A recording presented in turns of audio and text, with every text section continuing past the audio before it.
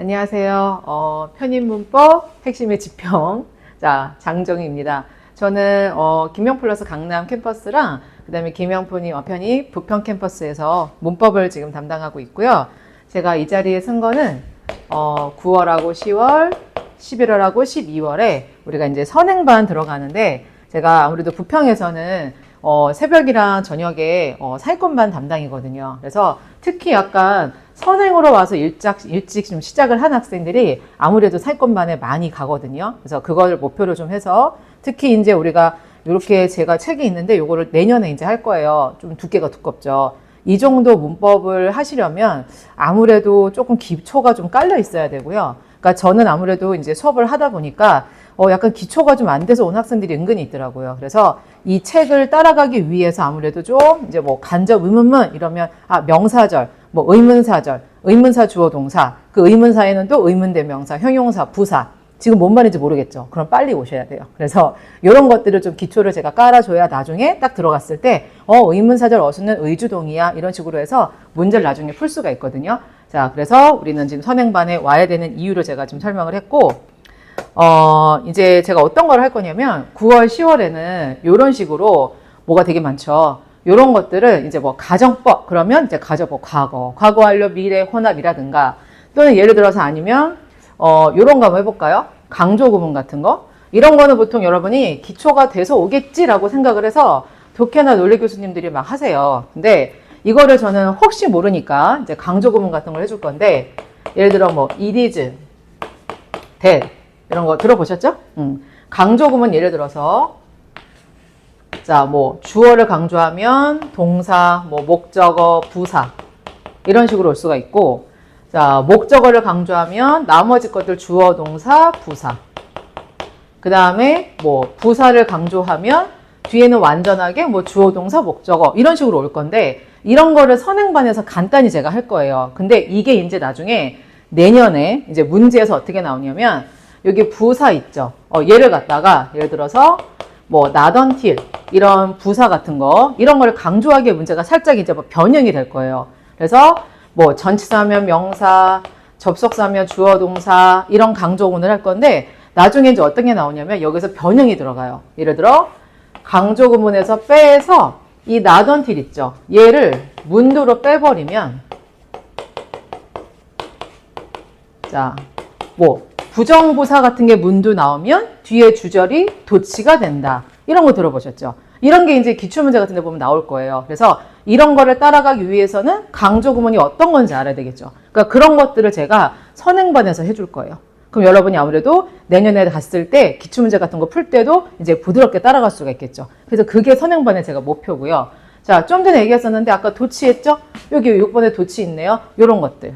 선생님, 완료부정사가 뭐예요? 왜냐면 처음에 어려운 게 아무래도 용어거든요. 그럼 예를 들어, 그게 뭐냐면 투부정사인데 이렇게 완료처럼 생긴 게 있어요. 이게 그냥 뭐냐면 그냥 시제인데, 예를 들어 동사 시제가 현재다. 그랬을 때 이 투부정사는 그냥 해석을 얘보다 하나 이전으로 하면 되거든요. 예를 들어 과거로 해석할 거야. 그러면 그냥 투부정사는요.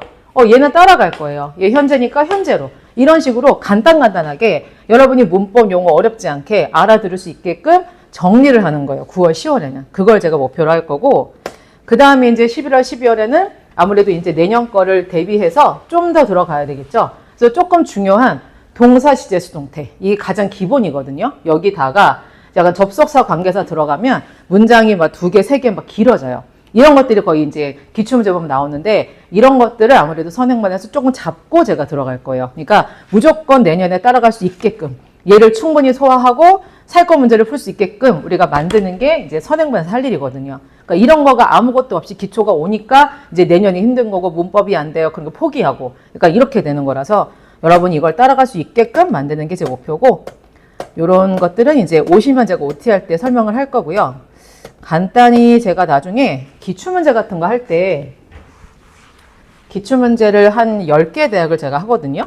예를 들어서 여기 보시면 단대부터 해가지고 이제 탑6 포함해서 한 7, 7개년 정도? 내년에 8개년 정도 할 수 있는데, 예를 들어 이제 기출문제 하면서 이런 거 말씀드릴 거예요. 예를 들어 여기 보시면, 자, consist of라는 거는 얘가 자동사 전치사. 그래서 자동사는 수동태가 안 되거든요. 이런 것도 해줄 건데 지금 여러분이 자동사는 뭐고? 얘는 수동태가 안 된다고? 이게 뭔 말이지? 그러시면 기초가 진짜 부족한 거예요. 빨리 오셔야 돼요. 자, 이거 보면 한양대 2017년에 분명히 나왔죠? 이거 수동태 안 되는 거야 라고. 자, 그냥 능동으로 쓰셔야 되는데 이게 18, 19, 20, 21, 22, 23 6년 뒤에 나왔죠. 어디에? 서강대. 서강대 보시면 is consisted of 똑같이 나왔죠. 그럼 보자마자 답 찍겠네요. 똑같이 오지 선다고. 그럼 얘도 마찬가지. 이거 수동 안 되겠죠? 능동 바꾸면 되겠죠? 이런 것들은 저는 많이 풀어봤으니까 알 거 아니에요. 그쵸? 이런 것까지 나중에 쭉 설명을 할 거예요. 그리고 더 대박인 거는 이런 거. 이제 한양대를 제가 12월에 할 건데 작년에 우리가 12월 26일 날 종강을 했는데 이때 한양대 제가 쭉 문제를 풀어줬어요. 이게 이제 19년도 문법인데 엄청 길죠. 자, 근데 이게 그 다음날 27일 날이 가천대 시험이었는데 거기에 독해 지문으로 그대로 나왔어요.